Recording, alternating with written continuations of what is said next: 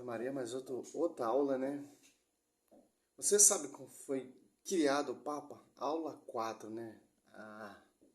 Esses protestantes, ele tem essa teologia fundo de quintal, que vai explicando tal, etc. Totalmente fora de acordo com o dogma da igreja, né? Eles querem defender essa tese, que a igreja deles é a verdadeira, né? Uma igreja que veio 16 séculos de atraso. Uma igreja que não organizou a Bíblia, uma igreja que não guardou a Bíblia, uma igreja que não compilou a Bíblia. A Bíblia veio da igreja, compilada e guardada pela igreja, né? Agora o estudo da Bíblia, o estudo da teologia, o estudo das religiões. Aula de hoje, catolicismo romano. Antes de começar a aula, eu quero deixar bem claro que nós amamos todas as pessoas, independente de religião. Até mesmo se não tem religião, nós amamos, sem problema. Amar a pessoa é falar a verdade, pregar a verdade. Isso é amar, irmão. O foco dos caras é perseguir o catolicismo. Para negar o pastoreio de Pedro, para negar que foi fundada uma só igreja, para negar que só tem uma doutrina, só uma fé, só uma verdade e etc, né? E toda a nossa abordagem é sempre no campo teológico, no campo das ideias, nunca pessoal. E a Igreja Católica, nós estamos estudando que é o maior grupo do cristianismo.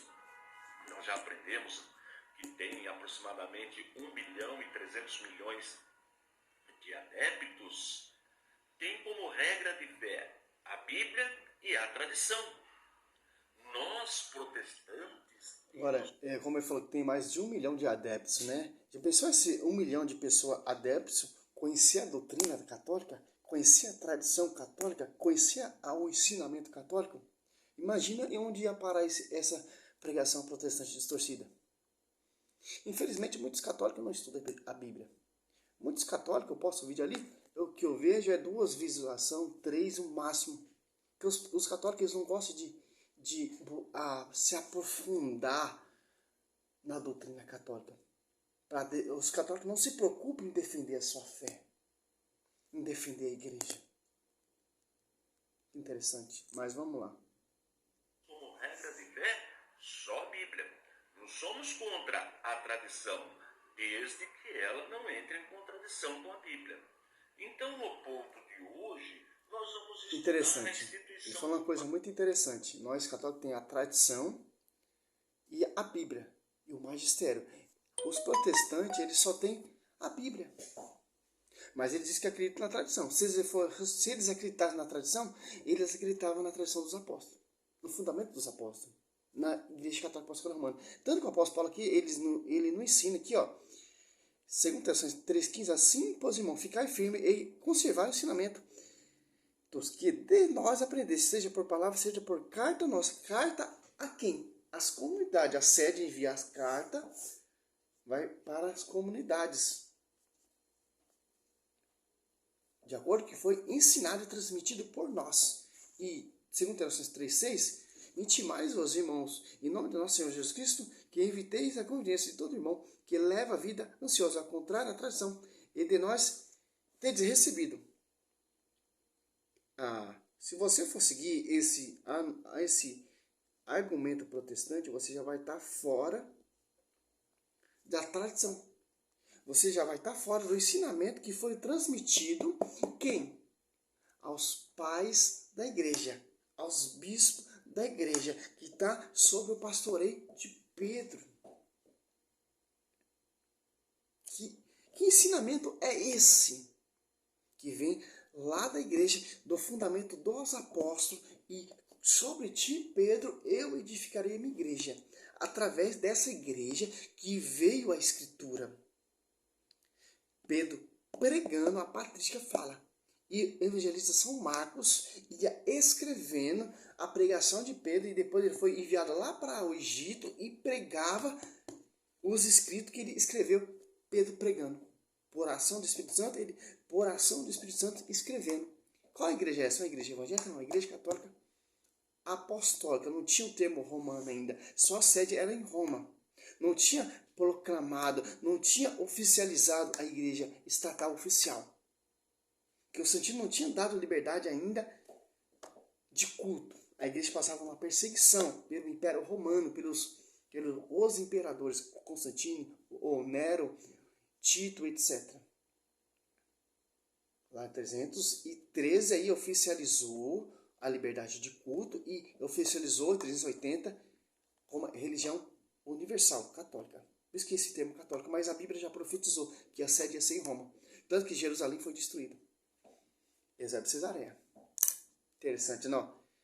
Apartai daquele que não segue a sã doutrina de acordo com o que for transmitido, que nós transmitimos. Os caras acreditam só na Bíblia. E a tradição? E o magistério que veio a Bíblia por causa do magistério. Sob o pastoreio de Pedro. Os apóstolos pregando oralmente. Depois foi escrita com a pregação oral. Esse mesmo Espírito que inspirava Pedro a pregar, foi esse mesmo Espírito Santo que inspirou o evangelista São Marcos a escrever o evangelista São Mateus, o evangelista São Lucas, que era discípulo do apóstolo Paulo. Então, não é só a Bíblia. A Bíblia tem um fundamento. Igreja. A Bíblia veio da igreja. Não estou falando do Velho Testamento, estou citando o Novo Testamento. O Velho Testamento veio lá do judaísmo. Porta-voz de Moisés, etc, etc. Nós estamos falando do Novo Testamento. Desce o Espírito Santo, Paráclito. Pedro pregando oral, que é o primeiro Papa, que isso deu pastoreio a Pedro. E foi escrevendo as cartas. Os escritos. Organizado e guardado pela igreja, pelos monges católicos. Que interessante. Um pouco da história. Já viu falar do Papa Francisco? Claro que já. Eu mesmo tive o privilégio de ver uma palavra, um sermão do Papa Francisco no Rio de Janeiro, pessoalmente.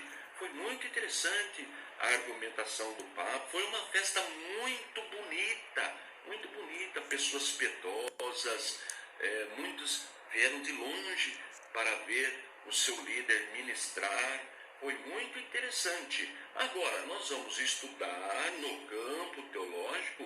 Não, pessoal, claro que o Papa Francisco é um homem impetuoso, um homem que está buscando acertar sempre. Claro, nós vemos isso aí nos seus artigos, nos seus escritos. Mas nós vamos estudar como surgiu essa instituição. Que pecado é nisso? São argumentos históricos que, se você for católico, pode conferir, pode buscar literatura. Aliás, vou citar as fontes, tá bom? Então... Engraçado, né? Ele falou que só acredita só na Bíblia. Então, essa fonte que ele devia fazer, esquece a tradição.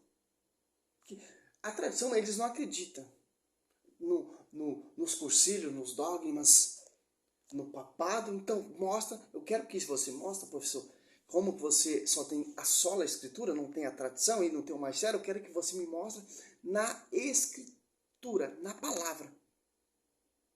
Não tem como. Se ele for mostrar na palavra, a palavra já vai desmascarar ele. Então ele vai tentar usar a história distorcida como claro, né? Vai tentar provar que Pedro não foi o primeiro papa. A Bíblia prova que Pedro ele é o pastor. Ele pastoreou esse rebanho que desceu a inspiração do Espírito Santo, em Atos Apóstolos 2. Que isso deu a chave a Pedro e deu pastoreio a Pedro, João 20, do 15 ao 17. Tudo no campo das ideias, nada pessoal, ok? Bem, então o catolicismo romano afirma que o Papa, a quem chamamos também Sumo Pontífice, ou Romano Pontífice, é o sucessor de São Pedro na sede de Roma, o vigário de Jesus Cristo na terra e o chefe visível da igreja. Então isso está no terceiro catecismo de doutrina cristã. É uma publicação católica. Então, vigário de Cristo, quer dizer... Então, substituto de Cristo, da igreja visível e da igreja invisível, é Cristo. Que interessante, ó. Por quê? Cristo deu o pastoreio a quem? Para ser seu substituto, para ser seu porta-voz. Se você conhecer um pouco de Velho Testamento, você vai saber do que eu estou falando. Moisés, ele é o que no Velho Testamento? Porta-voz de Deus. E Cristo deu o pastoreio a quem? A Pedro, como vai dizer aqui João 21, do 15. Ó. Tendo ele comido, Jesus perguntou, Simão, filho de João, ama-me mais do que esse? Respondeu, sim, Senhor, tu sabes que te amo. Disse Jesus, apacenta meus cordeiros. Perguntou pela segunda vez, apacenta meu cordeiro. Pela terceira vez, apacenta as minhas ovelhas. Está de acordo com a igreja está falando. Sucessor de Cristo na terra. O porta-voz, o pastor. Tanto que em Atos após 1 ali, quem está pregando? Pedro. Uma descida do Espírito Santo. Ele substitui Cristo aqui na terra. É isso que o texto está falando. Texto católico. E mais, um cristão assim, cuja vida é conduzida pelo Espírito, não porá nunca em questão a obediência devida às diretivas da igreja ou do sucessor de Pedro, o Cristo visível na terra. Então, para a Igreja Católica, segundo os escritos, o Papa, ele é o Cristo visível. Segundo os escritos e segundo a tradição. Eusébio de Cesareia já mostra isso. As patrísticas já mostram isso. Aí o cara vai tentar distorcer a história para tirar esse contexto de vigário, sucessor de Cristo na terra, para falar que Pedro não é o pastor, para falar que Pedro não pode ser o papa, porque Pedro era casado, piriri, parará, aqueles velha história protestante.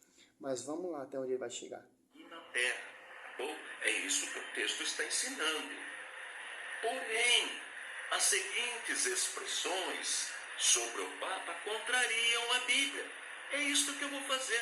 Vou mostrar na Bíblia, se você for católico, tem uma Bíblia católica, pode conferir na sua Bíblia. Bom, só mostrando, há uma contradição. Só isso. Vamos em frente. Vou encerrar esse vídeo aqui e já vou fazer a segunda parte. Salve Maria.